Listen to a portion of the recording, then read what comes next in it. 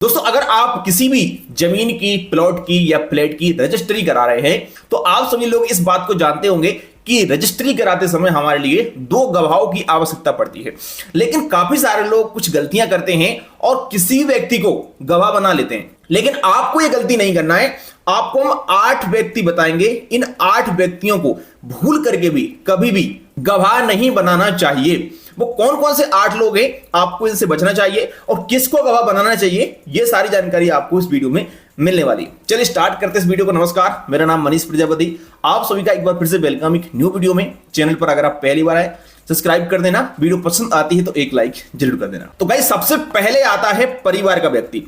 आपको ध्यान रखना है कि किसी भी परिवार के व्यक्ति को आपको गवाह नहीं बनाना चाहिए, क्योंकि जो आप प्रॉपर्टी खरीद रहे हैं, मान लो भगवान न करे कल के दिन अगर उसमें कुछ भी केस बनता है, डिस्प्यूट होता है, तो जो सामने वाली पार्टी के वकील है ना, वो यहां पर ये पॉइंट सामने रख सकता है कि भाई जो भी व्यक्ति यहां पर गवाह दे रहा है, ये तो इसका परिवार का ही व्यक्ति है, उसका भैया है, मम्मी है, पापा है, इसका बेटा है, या फिर वो तो उसकी तरफ बोलेगा ही। तो यहां पर आपको कभी भी अपने परिवार के व्यक्ति को गवाह नहीं बनाना चाहिए। ये यहां पर आपका गवाह एक तरीके से कमजोर हो जाता है जब भी इस प्रकार का कोई केस बनता है। तो इसके अलावा आपको ध्यान रखना है कि आपको हमेशा अपने कभी रिश्तेदार को भी गवाह नहीं बनाना चाहिए। कई सारे लोगों को ऐसा लगता है कि सबसे भरोसेमंद व्यक्ति होता है हमारा रिश्तेदार, कोई भी मामा, फूफा या फिर कोई भी अपना दामाद वगैरह, इनको गवाह बना लेते हैं। तो लेकिन आपको ध्यान रखना है कि रिश्तेदार को भी गवाह नहीं बनाना चाहिए, क्योंकि कल के दिन कोर्ट में जो सामने वाली पार्टी के वकील है,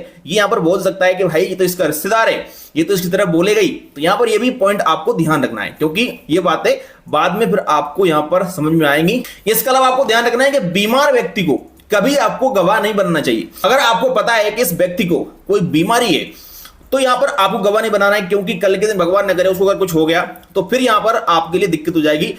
इसके अलावा वो ध्यान रखना है कि किसी भी बूढ़े व्यक्ति को गवाह नहीं बनाना चाहिए, यानी कि जिसकी उम्र 40 साल के ऊपर है, अब 50 साल होने वाली है, तो ऐसे व्यक्ति को गवाह नहीं बनाना चाहिए। आपको कोशिश करना है कि किसी नए व्यक्ति को गवाह बनाना है, जिसकी उम्र मान लो 17 साल, 18 साल, 25 साल, 30 साल तक हो, उसको गवाह बनाना चाहिए। क्योंकि जब तक आप जी रहे हो, कम से कम वो गवाह उतने दिन तक तो जिए ही। इसके अलावा आपको एक बात का ध्यान और रखना है कि कभी भी आपको अपने दुश्मन व्यक्ति को गवाह नहीं बनाना चाहिए। अब आप बोलोगे भाई साहब ये कौन सी बात है, दुश्मन को गवाह क्यों बनाएंगे हम? देखिए क्या होता है, कई बार हमारी किसी व्यक्ति से दुश्मनी होती है, लेकिन कुछ समय पहले ही, साल 6 महीने पहले ही हमारा उससे मान लो बोलचाल शुरू हो जाता है और दोबारा से हमारी दोस्ती बन जाती है। ऐसे में क्या होता है कि वो व्यक्ति आपसे बदला लेने के लिए या फिर किसी भी प्रकार का आपके साथ दोबारा से भी एक तरीके से घात कर सकता है। तो आपको जिस व्यक्ति से आपकी एक आध बार कुछ बड़ी यहां पर लड़ाई या फिर कुछ बड़ा यहां पर केस चला है, कुछ भी इशू हुआ है, तो उस व्यक्ति से बचना चाहिए। ऐसे लोगों को आपको गवाह नहीं बनाना चाहिए। इसके अलावा आपको ध्यान रखना है कि जिस व्यक्ति की नीयत खराब हो, लालची हो, उसको कभी गवाह नहीं बनाना चाहिए। और ये आपको यहां पर देख लेना है, परख लेना है कि अगर कोई ऐसा व्यक्ति है जो कि हमेशा लालच करता है हर चीज पे, नियत में उसकी खोट है, तो आपको गवाह नहीं बनाना है। क्योंकि कल के दिन मान लो कि कुछ भी यहां पर इशू हुआ और आपने उससे बोला कि भैया हमारे पक्ष में आप गवाह दीजिएगा, तो वो उस समय बोलेगा कि मुझे 1 लाख रुपए दो, और ये बड़ी मांग कर सकता है। तो यहां पर आपको लालची व्यक्ति से बचना चाहिए। इसके अलावा आपको ध्यान रखना है कि जिस व्यक्ति को आप जानते ही ना हो, उसको गवाह नहीं बनाना है।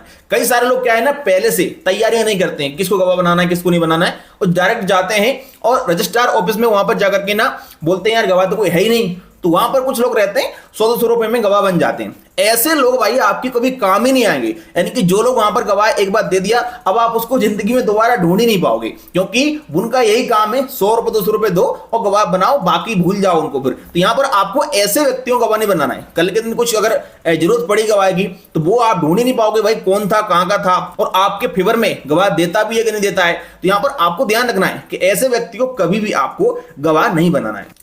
इसके अलावा आपको एक बात का और ध्यान रखना है कि जो व्यक्ति बोलने में हिचकिचाता हो, यानी कि जिसको डर लगता हो, ऐसे कोर्ट में अगर कभी गवाह की जरूरत पड़ी और वो बोल ही ना पाए, हिचकिचा रहा है, सही से बोल नहीं पा रहा है, डर लग रहा है, कुछ बोलना है कुछ और बोल दिया, ऐसे अगर लोग आपकी नजर में है जो कि डरता है कोर्ट कचहरी से, उससे आपको बचना है। ऐसे लोग गवाह नहीं बनाना है। तो ऐसे 8 लोग हमने आपको बताए जिनको गवाह नहीं बनाना चाहिए।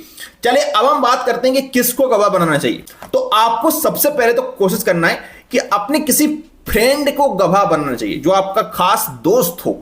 क्योंकि दोस्त एक ऐसा होता है जो ना तो आपका रिश्तेदार होता है, ना आपके परिवार का होता है। वो दूसरी कास्ट का दोस्त हो सकता है कोई आपका, या आपकी कास्ट का, लेकिन आपकी दूरियां हैं उससे।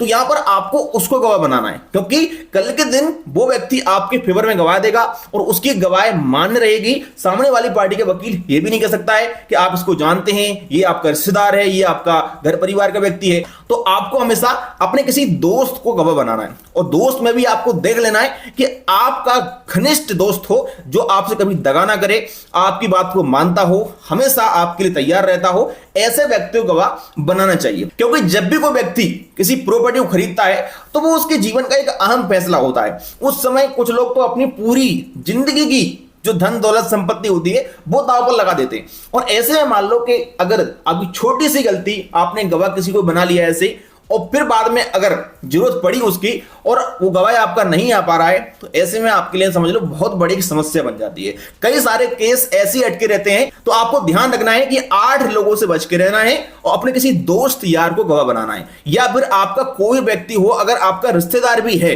तो कोई खास रिश्तेदार नहीं होना चाहिए, दूर का होना चाहिए। यानी कि आपका ऐसा नहीं कि आपका मामा हो खास सगा, फूफा हो सगा, या फिर आपका मान लो दामाद हो, ऐसा नहीं। लगातार का अगर कोई है, मान लो कि कोई मामा का बेटा है, तो मतलब ऐसा दूर का रिश्ता हो रहा है ना, तो वो चल जाएगा। लेकिन खास रिश्तेदार अगर है तो फिर यहां पर आपको दिक्कत खड़ी हो सकती है कल के दिन। वैसे दिक्कत होती कुछ नहीं है, लेकिन सामने वाली पार्टी का वकील दिक्कत कर सकता है। तो आपको पहले ही इन बातों का ध्यान रखना है। जानकारी पसंद आई हो वीडियो को लाइक कर देना। चलिए फिर मिलते हैं किसी नेक्स्ट वीडियो में।